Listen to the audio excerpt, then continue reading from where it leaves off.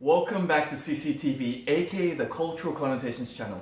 Bringing you misguided stereotypes, racially charged comments, and cultural appropriation. So today we're filming episode 2 of the Australian special edition on Aboriginal culture. So, 5 interesting facts on Aboriginal culture. Fact number 1. Boomerangs, just like the character from Suicide Squad, Boomerang. Only these ones aren't metallic, they're wooden.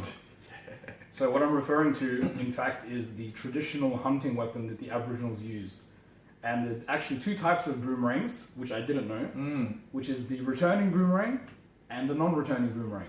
So the returning boomerang, the reason it returns as opposed to the non-returning one is because of the aerodynamics and the way it's actually cut along the blades. That's very interesting. Very interesting. Now, in my case, I never knew there was 2 actually, because I just drew my boomerang and never came back. So I just thought that was me, to be honest with you. Yeah, that non-returning boomerang actually caused a lot of trauma for a lot of us. Yeah, one here.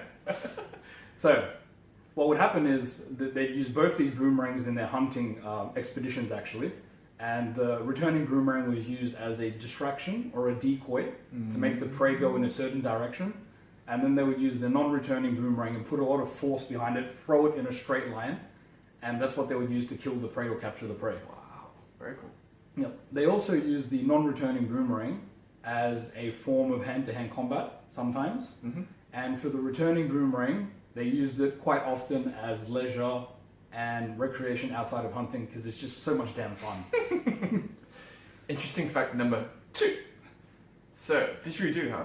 It's a very iconic instrument, iconic part of the Aboriginal music scene.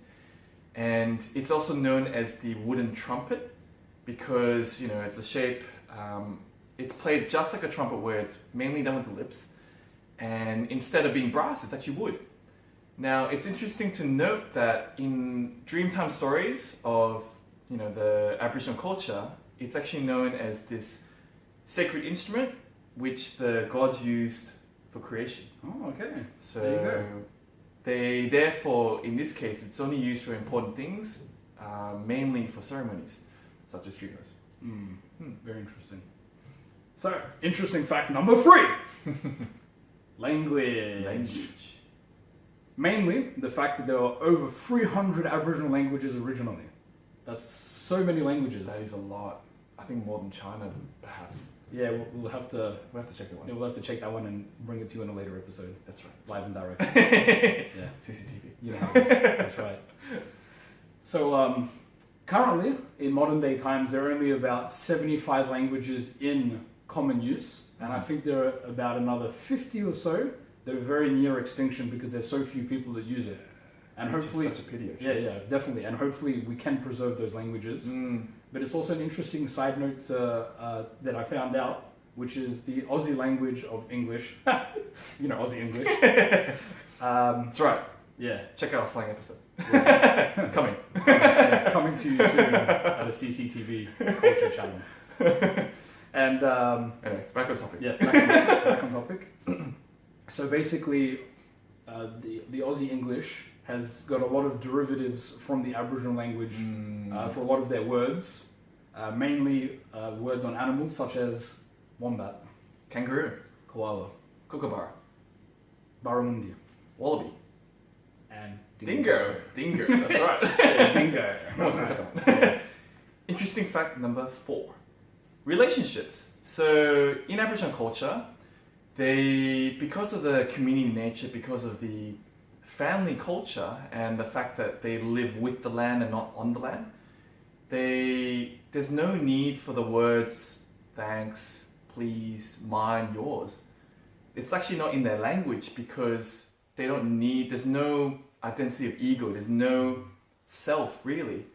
And therefore, when they ask for food, well, they don't even ask for food. They just take food, they just eat food, they just share food. There's no words required because it's just out of obligation that they share food. And therefore, there was no need to actually have that in their language. Interesting, huh? So what you're saying is that gratitude is implied through this obligation. Yes. Yes, that's very interesting. And they live as a unit. There's not really the identity of self. There's no ego. Yeah. So they're all one with themselves and with nature. That's right. Oh, that's incredible. I know. Yeah. Fact number 5. which is Aboriginal art. Mm. Now, the thing I found most interesting about Aboriginal art is the fact that it has the longest continuous, unbroken style of art of any art form or art style, and that goes for 50,000 years. Wow. Yeah, it's incredible. It's incredible. Yeah, just imagine that 50,000 years of unbroken tradition in art. That's amazing. And what they do is they use a lot of different mediums and different ways to express themselves through the art, mainly through rock paintings, wood paintings, sand paintings, and painting on leaves, rock carvings and wood carvings, mostly on bark. And then they do lots of sculptures. They have lots of traditional ceremonial garments and clothing, and they also do a lot of weaving and string art. Nice. You know, another thing interesting that I find about Aboriginal art is the fact that they don't use paintbrushes. You know, like your Western art, like Picasso, for example, they actually use things that they find in nature. For example, sticks. I noticed the uniqueness of their work because of the fact that it's just so different to brushwork. They just, you know, use sticks and they dot it around, and it just has this really unique feel if you've never actually seen Aboriginal art. Yeah, definitely. And in relation to that, these days Aboriginal art has such acclaim and fame in modern day art circles because of how unique it is and how unique the style is. You know, like you said, using the different implementations in nature and through finger painting and whatnot, they just really have such a unique and incredible art style. So I know we talked about 5 facts, but there was one special mention that we had to add, which is the word Aborigine. Now, it's interesting to note that that word is actually derived from Latin language. That's very unexpected. Exactly. Very interesting. When I read that, I was left field for me. I went, wow, okay. Yeah. And what it actually means in the Latin language is the original inhabitants. So that makes a lot of sense. So Brian, it's time to walk back. It is time to walk back. Yes, it is. So I'd like to put the ball in your court.